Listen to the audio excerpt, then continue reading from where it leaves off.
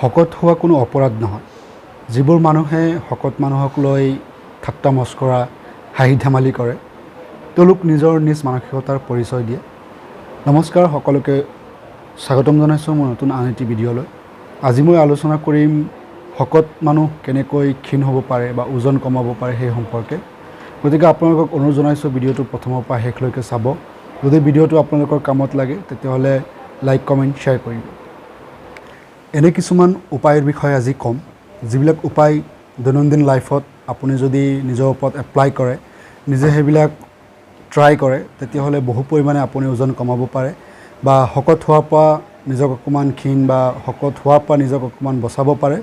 গতিকে আপোনালোকক অনুৰোধ জনাইছোঁ উপায়খিনি ভালদৰে শুনিব, তাৰপিছত যদি যত্ন কৰিব নিজৰ ওপৰত ট্ৰাই কৰিবলৈ।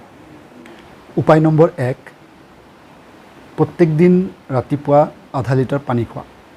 হয়, যদি আপুনি যেতিয়া ব্ৰেকফাষ্ট কৰিব ঠিক তাৰ আগমুহূৰ্তত যদি আপুনি আধা লিটাৰ পানী খাই লয়, তেতিয়া আপুনি যেতিয়া ব্ৰেকফাষ্ট কৰিব তেতিয়া অকণমান খাওঁতে আপোনাৰ পেট ভৰি যোৱা যেন ফিল হ'ব। যদি এনেকুৱা কৰে প্ৰত্যেক দিন, বিকজ পানীত কোনো ধৰণৰ কেলৰিজ নাথাকে আৰু এই কাৰণেই কোনো ওজন নবঢ়ায়। বহুত মানুহে ক'ব খোজে যে যিকোনো খোৱাৰ আগতে আপোনাৰ আধা ঘণ্টামান আগত পানী খাব লাগে, নহ'লে কনষ্টিপেশ্যন হ'ব পাৰে বা তেনেকুৱা ধৰণৰ কষ্ঠকাঠিন্যতা হ'ব পাৰে। বাট এনেকুৱা কোনো যুক্তিৰ কোনো চাইণ্টিফিক ভিত্তি নাই। গতিকে আপুনি দিনৰ অন্য ভাগতো যেতিয়া আপুনি হেভি ফুড খাব বা লাঞ্চ কৰিব, ডিনাৰ কৰিব, তাৰ যদি ঠিক আগমুহূৰ্তত যদি আধা লিটাৰ পানী বা এগিলাচ পানী আপুনি খাই লয়, তেতিয়াহ'লে দেখা যাব আপুনি বেছি খাব নোৱাৰিব, অকণমান খাওঁতে আপোনাৰ পেট ভৰি যাব। আৰু এই অভ্যাসটো যেতিয়া কৰি থাকিব আপুনি নিজক চাব পাৰিব যথেষ্ট পৰিমাণে ওজন কমি গৈছে। উপায় নম্বৰ 2টো হৈছে খোৱা বস্তুৰ তালিকা দিনৰ আৰম্ভণিতেই প্ৰস্তুত কৰি ৰখা। মানে আপুনি ৰাতিপুৱা শুই উঠি ব্ৰেকফাষ্টটো কৰিলে, তাৰপিছত আপুনি ট্ৰাই কৰিব গোটেই দিনটো আপুনি যি খাব তাৰ এটা খাদ্য তালিকা আপুনি প্ৰস্তুত কৰি ৰাখিব, যে মই লাঞ্চত এইটো খাম, ডিনাৰত মই এইটো খাম। এনেকুৱা এটা তালিকা প্ৰস্তুত কৰিলে দেখা যাব আপুনি আননেচেচেৰী যিবিলাক ফাষ্ট ফুড খায় বা চিংৰা, পৰঠা, পুৰি টাইপৰ এইবিলাক তৈলজাতীয় বস্তুবিলাক আপুনি এভইড কৰিবলৈ চেষ্টা কৰিব। আপুনি মাছ, মাংস বা ফল মূল এইবিলাক বস্তু যেতিয়া নিজৰ খাদ্য তালিকাত প্ৰস্তুত কৰি ৰাখিব, তেতিয়া দেখা যাব আপোনাৰ আননেচেচাৰিলি আপোনাৰ ৱেইটটো নাবাঢ়ে, বৰঞ্চ কমিহে যাব।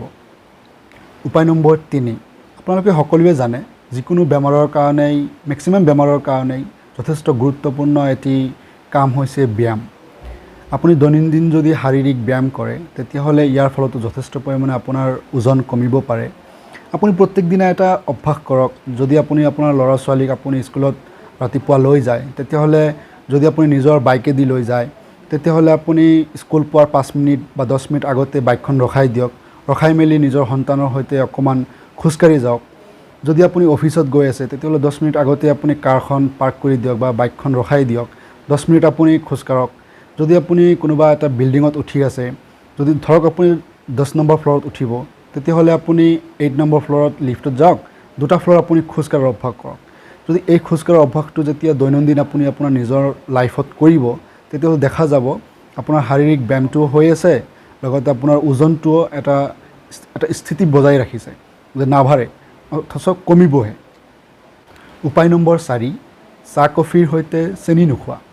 আমি প্ৰত্যেক দিনাই ৰাতিপুৱা ব্ৰেকফাষ্ট কৰোঁ বা কিছুমান মানুহৰ খুব ভাল এটা হেবিটছ বনাই লয় তেওঁলোকে চাহ বা কফি খায়।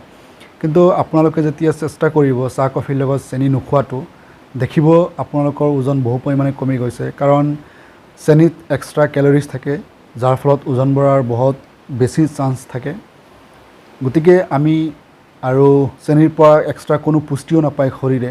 গতিকে সুস্বাস্থ্য পাবলৈ আপুনি চেনি এভইড কৰিব জীৱনত যিমান পাৰে, আৰু ইয়াৰ পৰিৱৰ্তে আপুনি ফল মূল ট্ৰাই কৰিব খাবলৈ। উপায় নম্বৰ 5 হৈছে পৰ্যাপ্ত পৰিমাণে টোপনি মাৰা। এতিয়া সুস্বাস্থ্যৰ কাৰণে নৰ্মেল টোপনি যিমান ইম্পৰ্টেণ্ট হয়, ওজন কমোৱাৰ ক্ষেত্ৰতো নৰ্মেল টোপনিটো বহুত বেছি ইম্পৰ্টেণ্ট হয়।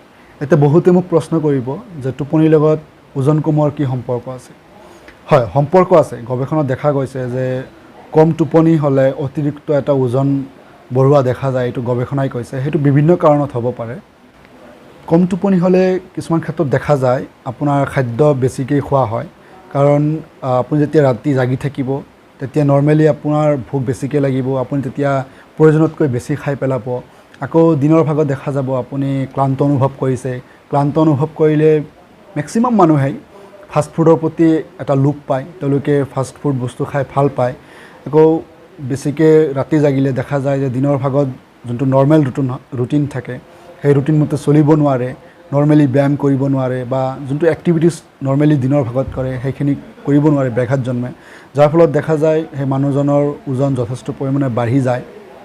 সেইকাৰণে আপোনাৰ স্বাস্থ্যকৰ জীৱন আৰু ওজন কমাবলৈ হ'লে প্ৰাপ্তবয়স্কসকলে মিনিমাম 6ৰ পৰা 7 ঘণ্টা টোপনি খুবেই দৰকাৰ। আপোনালোকে এটা ৰুটিন বনাই ল'ব যাতে 6ৰ পৰা 7 ঘণ্টা আপোনালোকৰ টোপনি হয়। শেষত চবকে ৰিকুৱেষ্ট কৰিছোঁ, শকত হোৱাটো কোনো অপৰাধ নহয়। শকত মানুহক লৈ হাঁহি ঠাট্টা নকৰিব, তেওঁলোকৰ মানসিকভাৱে ভাঙি পেলাই নিদিব, তেওঁলোকক ছাপোৰ্ট দিয়ক, তেওঁলোকক সহায় কৰক। নিজে একো কৰিব নোৱাৰিলেও তেওঁলোকক মানসিকভাৱে দুটা এটা কথা কওক, তেওঁলোকক ওজন কেনেকৈ কমাব পাৰি সেই বিষয়ে পৰামৰ্শ দিয়ক। তেওঁলোকক লৈ হাঁহি ঠাট্টা নকৰিব, একদমেই নকৰিব, এইটো বহুত বেয়া বস্তু, নিজ মানসিকতাৰ পৰিচয়। গতিকে ধন্যবাদ জনাইছোঁ সকলোকে ভিডিঅ'টো চোৱাৰ বাবে। যদি ভিডিঅ'টো আপোনালোকৰ ভাল লাগে তেতিয়াহ'লে লাইক কমেণ্ট শ্বেয়াৰ কৰিব। ধন্যবাদ।